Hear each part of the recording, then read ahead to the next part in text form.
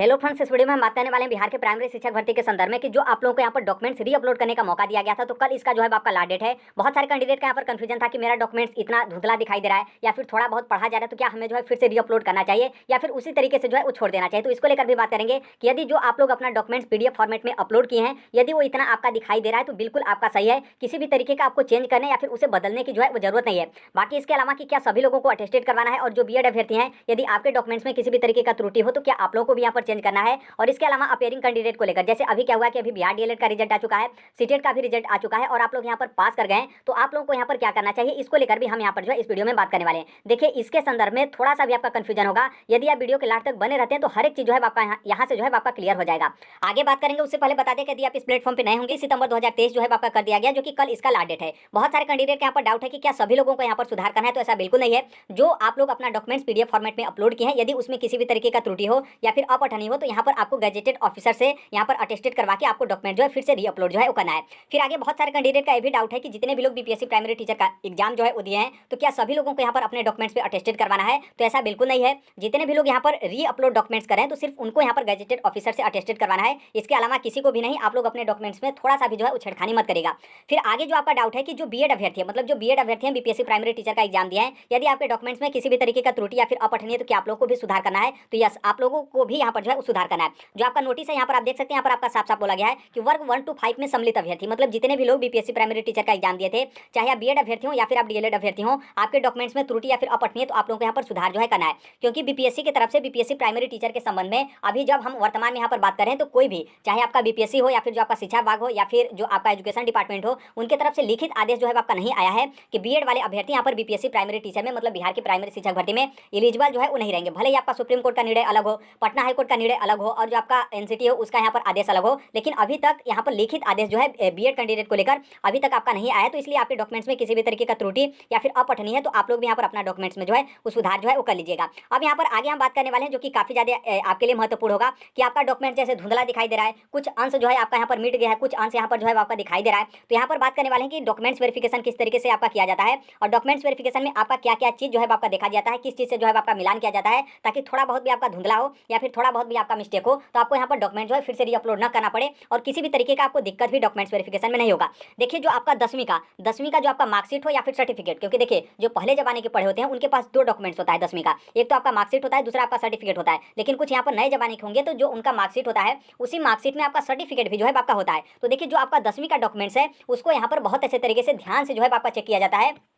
क्योंकि 10वीं में जो है आपके 3-4 डिटेल जो है यहाँ पर मतलब एक तरीके से प्रूफ आपके कर लिए जाते हैं। जैसे देखिए, जो आपका नाम होगा वो आपका 10वीं के बेस पर ही मतलब यहाँ पर जो है आपका चेक किया जाता है, और जो आपका फादर नेम है वो भी आपका 10वीं के आधार पर ही माना जाता है, और जो आपका मदर का नेम है मतलब माता जी का नाम है वो भी आपके 10वीं के आधार पर ही माना जाता है, और जो आपका सबसे मेन जो आपका डेट ऑफ बर्थ होता है वो भी आपका 10वीं के आधार पर जो है आपका माना जाता है। तो इसलिए जो भी आपका 10th का सर्टिफिकेट आप लोग अपलोड किए होंगे उसे यहाँ पर बहुत अच्छे तरीके से बारीकी से जो है आपका चेक किया जाता है। अब यहाँ पर हम आपको दिखा भी दे रहे हैं, दो डॉक्यूमेंट्स लिए, एक तो आपका यूपी का है और दूसरा यहाँ पर आपका बिहार का है। देखिए, यहाँ पर डॉक्यूमेंट्स वेरिफिकेशन में जो आप लोग फॉर्म फिलअप किए हो, फॉर्म फिलअप का मतलब जब आप लोग फॉर्म फिलअप किए होंगे और उसके बाद अपना डॉक्यूमेंट्स अपलोड किए होंगे, तो उसमें कुछ आपके कॉलम जो है वो दिए जा रहे थे। तो जो यहाँ पर फॉर्म फिलअप करते टाइम जो आपने कॉलम में डिटेल भरा था, उसी डिटेल को यदि आपका जो डॉक्यूमेंट्स है मतलब जो आपने पीडीएफ अपलोड किया हो वो यदि आपका दिखाई दे रहा है, तो आपका डॉक्यूमेंट्स वेरिफिकेशन में किसी भी तरीके का दिक्कत नहीं होगा। बस वही चीज जो है आपके डॉक्यूमेंट्स वेरिफिकेशन में चेक जो है आपके किए जाते हैं। जैसे आप यहाँ पर 10वीं का देखेंगे, तो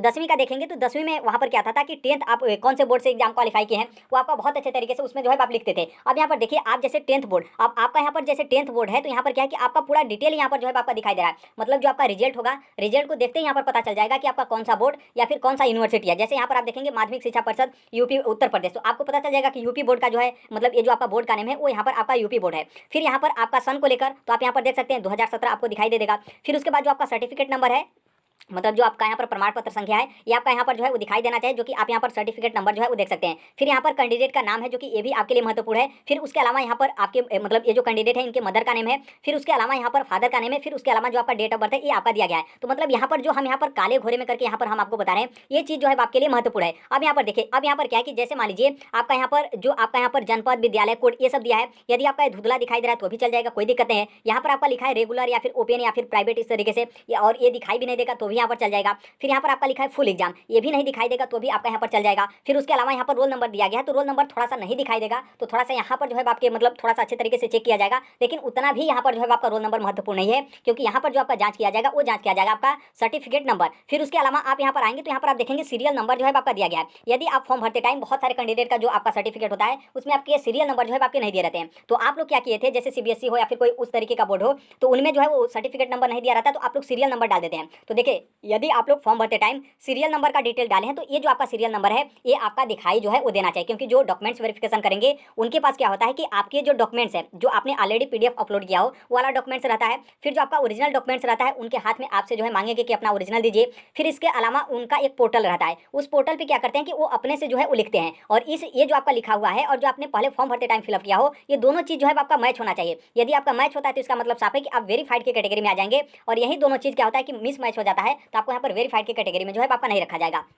तो ये आपका डॉक्यूमेंट्स हो गया। फिर उसके बाद यहाँ पर जान जाइए कि जैसे कुछ आपके डॉक्यूमेंट्स है जिसमें आपके टोटल मार्क्स वगैरह भी जो है आपके देखे जाते हैं। तो देखिए इस तरीके से जैसे आप यहाँ पर देखेंगे योग में यहाँ पर क्या है कि योग जो है आपका चेक किया जाता है, तो बहुत सारे जो आपके रिजल्ट होते हैं उसमें यहाँ पर टोटल कितने मार्क्स है वो यहाँ पर जो है आपका बता दिया जाता है। जैसे यहाँ पर मान लीजिए टोटल आपके 500 मार्क्स आए हैं, तो टोटल यहाँ पर जो आपका पूर्णांक है 1000 हो या फिर 1500 या फिर जो भी XYZ हो, यदि आपका इस तरीके से लिखा हुआ है तो ये जो आपका टोटल योग वाला है इसको यदि मान लीजिए आपका धुंधला भी दिखाई दे रहा है तो भी यहाँ पर मैनेज हो जाएगा, किसी भी तरीके का दिक्कत नहीं है, क्योंकि यहाँ पर जो आपका टोटल मार्क्स है वो यहाँ पर दिया गया है। बाकी यदि मान लीजिए ये नहीं भी दिखाई दे रहा है तो भी कोई इतना समय नहीं लेगा कि आपका एक एक सब्जेक्ट का नंबर जो है वो जोड़ेगा, फिर उसके बाद आपका मैच करेगा कि आपका टोटल नंबर बैठ रहा है फिर नहीं। तो यहाँ से आपका ये हो गया। बाकी इसके अलावा जो आपका प्रैक्टिकल का नंबर हो, टोटल यहाँ पर क्या है कि टोटल आपका कितने का पूर्णांक था, कौन कौन सा सब्जेक्ट है, ये कोई भी जो है आपका चेक नहीं करने जाएगा। और यहाँ पर जैसे पास हो या फिर फेल हो ये कोई नहीं देखेगा, नॉर्मल सी बात है, आप फेल होंगे तो थोड़ा ही फॉर्म भरेंगे। फिर उसके अलावा यहाँ पर देखेंगे तो यहाँ पर नीचे आपका दो चीज़ महत्वपूर्ण होता है, एक आपका बारकोड। देखिए बारकोड उन लोग चेक नहीं करेंगे, लेकिन यहाँ पर बारकोड आपका दिखाई देना चाहिए। और यहाँ पर जो सबसे ज़्यादा महत्वपूर्ण होता है वो आपके जो आपका मार्कशीट या फिर सर्टिफिकेट है उसका इशू डेट, मतलब जो आपका जारी तिथि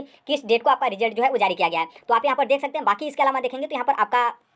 सिग्नेचर यहाँ पर जो है आपके सचिव का किया गया, तो सिग्नेचर आपका धुंधला भी होगा, थोड़ा सा कट भी गया होगा, तो भी यहाँ पर जो है कोई उस तरीके का मतलब दिक्कत नहीं होगा। तो आप यहाँ पर देखें जो आपका यूपी बोर्ड का 10th का यहाँ पर मार्कशीट या फिर सर्टिफिकेट था, और यहाँ पर आप देख सकते हैं, यहाँ पर आप देखेंगे तो यहाँ पर आपका लिखा गया है कि प्रमाण पत्र सह अंक पत्र, मतलब ये जो आपका 10th का है इसमें आपका प्रमाण पत्र भी है, मतलब जो आपका मार्कशीट है वो भी है, और इसके अलावा जो आपका सर्टिफिकेट वो भी है। आप यहाँ पर देख सकते हैं सर्टिफिकेट कम मार्क्स शीट, मतलब यहाँ पर दोनों आपका एक ही में है। तो इसको लेकर डाउट बहुत सारे लोग कैंडिडेट हो जाते हैं कि मार्कशीट हम कहाँ से पाए, हमारे पास तो एक ही है। तो आप ध्यान रखिएगा, वहाँ पर आपका लिखा रहता है कि मार्कशीट और सर्टिफिकेट दोनों आपका एक ही में है। फिर उसके अलावा आप यहाँ पर जो है वो देख सकते हैं। बाकी इसके अलावा देखिए जो आपके रिजल्ट में कुछ भी लिखा गया, जैसे आप यहाँ पर कैंडिडेट का नाम, फिर उसके अलावा इंग्लिश में फिर XYZ कुछ भी, फिर यहाँ पर आप देखेंगे तो इंग्लिश में आपका डेट ऑफ बर्थ लिखा गया है, थोड़ा सा यहाँ पर स्कूल का नाम वगैरह लिखा गया है। तो आप फॉर्म फिलअप करते टाइम यदि आप अपने स्कूल का नाम डाले होंगे तो यहाँ पर चेक किया जाएगा। बाकी उतना कोई महत्वपूर्ण नहीं है,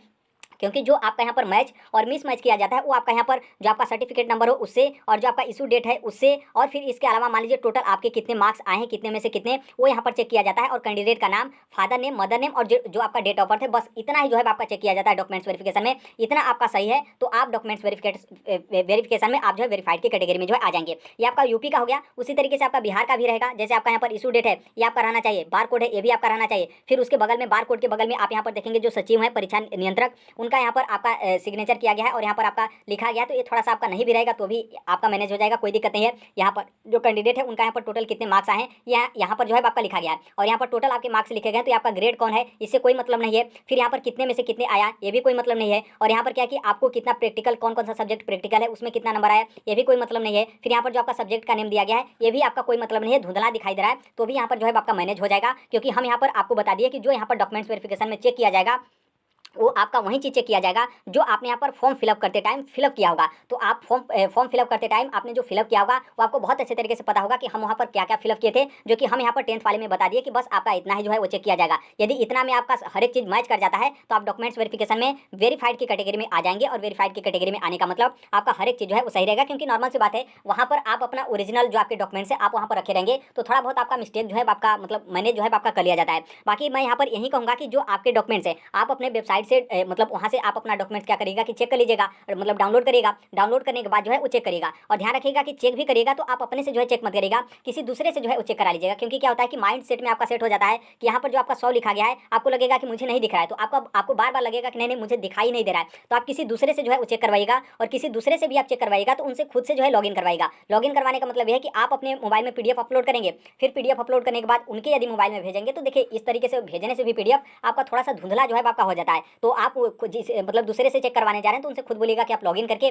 मेरा डॉक्यूमेंट्स क्या करिए कि चेक कर दीजिए। और किसी दूसरे से भी आप चेक करवाने जा रहे हैं तो जो आपका खास होगा उसी से चेक करवाइएगा। कहीं कोई ऐसा अभ्यर्थी ना हो कि जो आपको परेशान करने को लेकर बोल दे कि नहीं नहीं तुम्हारा तो धुंधला दिखाई दे रहा है, तुम्हें तुम्हारा डॉक्यूमेंट्स पढ़ा ही नहीं जा रहा हो। आपको क्या करना पड़ेगा कि मतलब फिर से रीअपलोड करो, नहीं तो आपको डॉक्यूमेंट्स वेरिफिकेशन में दिक्कत होगा। तो आपका डॉक्यूमेंट सही भी रहेगा, उसके बाद भी यहाँ पर जो है आपका टेंशन हो जाएगा। तो उसी से चेक करवाइएगा जो आपके मतलब यहाँ पर खास हो, ताकि थोड़ा बहुत मैनेज भी रहे, तो आपके ही सपोर्ट में रहे। ऐसा ना बोलें कि आपको आप क्या करें कि फिर से जो है डॉक्यूमेंट्स रीअपलोड जो है वो करें। बाकी यदि इस तरीके का है तो आपका मैनेज हो जाएगा, किसी भी तरीके का दिक्कत नहीं है। और आपको अलग मतलब नया डॉक्यूमेंट जो है किसी भी तरीके का अपलोड करने का जरूरत नहीं है। और यहाँ पर जो आपका सुधार वाला है रीअपलोड करने का, तो यहाँ पर क्या है कि आपको किसी भी तरीके का सुधार भी नहीं करना है और आपको नया डॉक्यूमेंट जो है आपको रीअपलोड भी जो है वो नहीं करना है। एक बात यहाँ पर ध्यान रखिएगा कि बहुत सारे कैंडिडेट यहाँ पर क्या करें कि अपना नया डॉक्यूमेंट जो है अपलोड कर दे रहे हैं। नया डॉक्यूमेंट्स अपलोड करने का मतलब क्या है कि जैसे जो आपने फॉर्म भरते टाइम जो आपने एनसीएल का सर्टिफिकेट लगवाया था, उस टाइम पे आपने दूसरा सर्टिफिकेट लगवाया था और इस टाइम पे जो आपको सुधार करने का मौका मिला है, तो आप यहाँ पर न्यू का मतलब नया डॉक्यूमेंट जो है आप नया एनसीएल जो है आप अपलोड कर दे रहे हैं। उसी तरीके से ईडब्ल्यूएस में भी बहुत सारे कैंडिडेट इस तरीके से मिस्टेक करें। उसी तरीके से जो मैरिड फीमेल हैं, बीपीएससी प्राइमरी टीचर का फॉर्म भरते टाइम क्या की थी कि वो अपने हस्बैंड के स्थान से या फिर निवास स्थान से वो अपना एनसीएल वाला बनवा ली थी। फिर यहाँ पर क्या है कि अब जो आपको सुधार करने का मौका मिला है, तो यहाँ पर क्या करें कि जो आपके फादर हैं उस फादर के एड्रेस से आप यहाँ पर एनसीएल वाला सर्टिफिकेट बनवा के आप यहाँ पर अपलोड जो है वो करेंगे। तो देखिए इस तरीके से करेंगे तो दिक्कत होगा, क्योंकि ऑलरेडी अभी आप जो चेंज करें वो आप यहाँ पर पीडीएफ फॉर्मेट वाला चेंज करेंगे। आपका ऑलरेडी जो सर्टिफिकेट नंबर हो, इशू डेट हो या फिर जो आपने फॉर्म फिलअप किया हो, उसका डिटेल ऑलरेडी जो है बीपीएससी के पास है। और जब आपका डॉक्यूमेंट्स वेरिफिकेशन होगा तो उसमें पुराना वाला भी डॉक्यूमेंट्स उस टाइम पे चेक किया जाएगा और उसके स्थान पर जो आप लोग नया डॉक्यूमेंट्स रीअपलोड करें तो वो भी आपका यहाँ पर जो है वो चेक किया जाएगा। तो इस तरीके से कोई गलती कर रहा है, क्योंकि इसके संबंध में खुद BPSC chairman Atul Prasad ji tweet करके बताए थे कि हम जो मौका दिए हैं वो कैंडिडेट को यहाँ पर करेक्शन करने का मौका दिए हैं, लेकिन बहुत सारे कैंडिडेट अपने डॉक्यूमेंट्स में छेड़खानी जो है कर रहे हैं। तो इसलिए इस बात को ध्यान रखेगा कि आपके दोनों डॉक्यूमेंट जो है वो चेक जो है वो किए जाएंगे। बाकी इसके अलावा बता दें कि यदि आपके डॉक्यूमेंट्स यदि हर एक चीज़ जो है आपका क्लियर है तो आपको रीअपलोड करने की जो है किसी भी तरीके की जरूरत नहीं है। आप लोग अपने डॉक्यूमेंट्स में थोड़ा सा भी जो है वो छेड़खानी मत करिएगा कि वहाँ पर आप लगे कि रीअपलोड जो है वो कर दें। बाकी इसके अलावा देखिए बहुत सारे कैंडिडेट के यहाँ पर शिकायत है कि जो यहाँ पर कैंडिडेट अपना रीअपलोड डॉक्यूमेंट जो है वो करें तो उनका यहाँ पर क्या है कि क्लियर जो है आपका दिखाई नहीं दे रहा है। जो आप गजेटेड ऑफिसर से अटेस्टेड करवा के रीअपलोड करें तो आपका क्लियर जो है वो दिखाई नहीं दे रहा है। तो देखिए उससे यहाँ पर कोई मतलब नहीं है, बस आपका थोड़ा सा भी हल्का जो है आपका पढ़ाया जा रहा है तो बिल्कुल सही है, वो आपका मैनेज हो जाएगा। क्योंकि नॉर्मल सी बात है, एक तो आप फोटो कॉपी कराएं, फोटो कॉपी पे आप अटेस्टेड करवाएं, फिर उस फोटो कॉपी वाले उस अटेस्टेड वाले को आप रीअपलोड कर रहे हैं और उसमें भी आपके यहाँ पर 100 KB से कम होना चाहिए। तो नॉर्मल सी बात है, कोई कितना भी कोशिश करे एचडी फॉर्मेट में जो है अपलोड नहीं कर सकता है। तो इसलिए आपको इस बात को ध्यान रखना है और आपका पढ़ा जा रहा है रीअपलोड वाला डॉक्यूमेंट्स, तो बिल्कुल हर एक चीज़ जो है आपका मैनेज हो जाएगा। बाकी डॉक्यूमेंट्स वेरिफिकेशन में जो आप यहाँ पर अटेस्टेड करवाए हैं वो वाला ओरिजिनल जो है आप डॉक्यूमेंट्स वेरिफिकेशन में लेकर चले जाएगा, किसी भी तरीके का दिक्कत नहीं होगा।